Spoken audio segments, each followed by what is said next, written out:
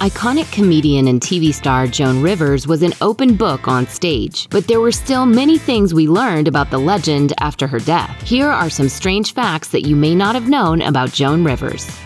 Joan's daughter, Melissa Rivers, released a touching memoir following her mom's death, explaining in the press release that she, quote, wanted to write a book that would make my mother laugh. In The Book of Joan, Tales of Mirth, Mischief, and Manipulation, Melissa reveals the pain and anger she felt over losing her mother, and the negligence lawsuit she filed against Yorkville Endoscopy, where Rivers suffered complications during a routine procedure to examine her throat.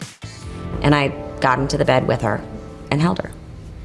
She later passed away in the hospital, and the suit was settled in 2016. But Melissa also shares a multitude of sweet, poignant, and downright hilarious anecdotes, including the time Rivers and Matt Lauer duked it out over an Elmo doll. According to Melissa, Joan once appeared with Lauer on a Today segment about the hottest impossible-to-get kids' toys of the year. That year, it was the Tickle Me Elmo doll, which had sold out immediately and apparently could not be found anywhere in the New York City area, except there was the one in the studio, and Joan was determined to snag it for her grandson. The problem was, Lauer also had his eye on the prize. Melissa wrote, Matt and Mom both fell to the ground, wrestling each other to get to the doll. Melissa then claimed Joan eventually faked a damaged hip to trick a concerned Lauer into helping her. Then, in Melissa's words, with ninja-like reflexes, Joan grabbed the doll and ran. Joan was open about her luxurious tastes, once joking, "People say that money is not the key to happiness, but I always figured if you have enough money, you can have a key made." At the time of her passing, Joan was worth an estimated $150 million and left behind a wealth of over-the-top treasures. Following her death, Christie's auction house held an auction, the private collection of Joan Rivers, which earned nearly $2.5 million.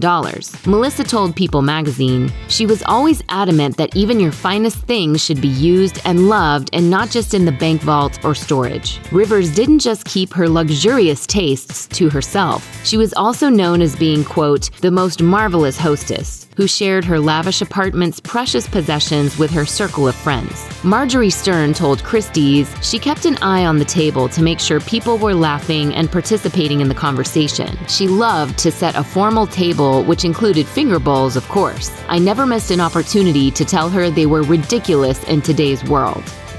Joan was a trailblazer, forging a hugely successful career in the mostly male-dominated comedy world. Not surprisingly, she was hailed by many as a groundbreaking feminist icon, with Time claiming, "Rivers blazed trails for other women in the comedic industry by bringing taboo topics like abortion to light on stage. Without her, there would be no Sarah Silverman or Chelsea Handler or Amy Schumer." But Rivers often came under fire from feminists for her scathing critique of women's weight, appearance, and sexuality. HuffPost shot down Time's feminist icon label, claiming, "Time glosses over the fact that her humor was frequently predicated on tearing women down, and viciously so. Let's not forget that her comedy shtick was rooted in deeply misogynistic ideas about women." HuffPost went on to list a few of Rivers' caustic jibes about women like Elizabeth Taylor and Kristen Stewart. 4 years after her mother's death, Melissa told V magazine that Joan never considered herself a feminist, and added she wanted to do everything she wanted to do and wanted a man to open a car door for her. She thought men should treat women great. She still wanted to be treated like a lady. Joan was incredibly open about the plastic surgery procedures she underwent during her life. In her usual self-deprecating manner, Rivers often made her ever-changing appearance the butt of her jokes. The Hollywood Reporter published some of her best plastic surgery quips, including, "I saw what's going on under my chin. I don't want to be the one the president has to pardon on Thanksgiving." Look at that. You can make a purse. No, yeah. Another joke they listed in which she poked fun at herself was, "I've had so much plastic surgery that when I die, they will donate my body to Tupperware." Joan never went public with the exact number of procedures she had, though, keeping the public guessing. Melissa somewhat confusingly broke the secret in her memoir, simultaneously claiming her mom, quote, didn't have as much work as people think she had, while also putting the number of procedures at a whopping 365 times. Melissa admitted that Joan's obsession with plastic plastic surgery stemmed from her lifelong insecurity about her looks, but that towards the time she died, she had finally felt like she looked good. Melissa wrote, "I find comfort in knowing that all the plastic surgery jokes she made about herself and that were made by others at the expense of herself, she did what she needed to do to feel better. On her 80th birthday, she said to me, 'You know what? For 80, I don't look so bad.'" Joan had more than her fair share of quirks and unusual ways of doing things. That was apparent when it came to Rivers's unconventional use of milk dud boxes. In Melissa's book, she shares that her mom would stash her cash in emptied out milk dud boxes whenever she jetted off somewhere. Melissa explained, "They're the same size as paper money, so in case someone rifled through her purse, they'd overlook it." It was a secret Melissa learned following her mother's passing, after she had cleared out Joan's apartment to auction off her belongings and prepare the property for sale. She spoke with People magazine about her mother's unusual piggy banks, with the outlet noting that Melissa knew Joan, quote, "liked to stash away fun money around her house, mostly in 1s and 5s. So she had been careful to rifle through books and magazines to check for hidden cash, but she hadn't looked in candy boxes lying around the apartment before trashing them."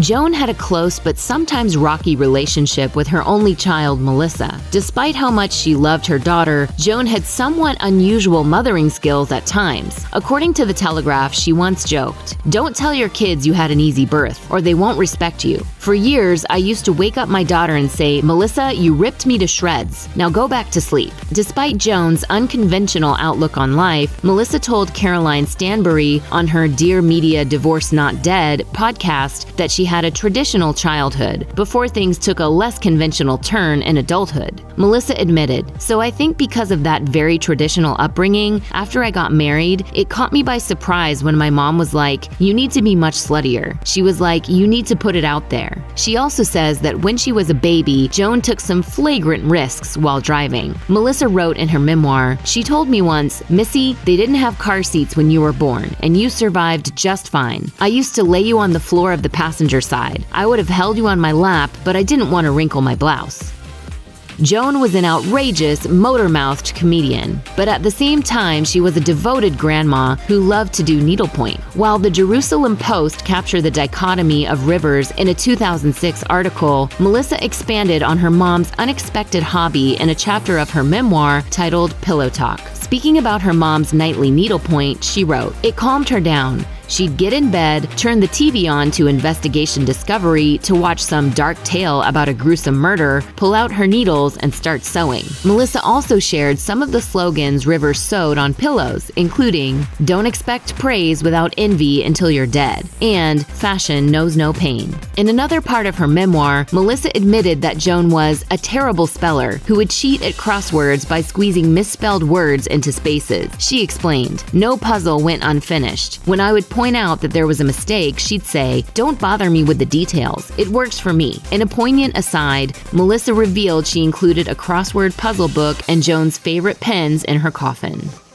Joan was a renowned storyteller, both on and off the stage. However, her stories weren't always totally factual, or sometimes based on any truth at all. In the biography Last Girl Before Freeway, The Life, Loves, Losses, and Liberation of Joan Rivers, author Leslie Bennett cites examples of the comedian playing fast and loose with the truth. Speaking with Vogue, the author recalled one of Rivers's most surprising fibs, that she was not, in fact, a member of the Greek Honor Society, Phi Beta Kappa. Bennett claimed Joan didn't graduate with any honors, adding that Rivers's untruths were, quote, "all about image building, correcting what nature had failed to give you." New York Eater debunked another whopper Joan told during a Howard Stern interview about a date dying during a romantic dinner at Le Cirque.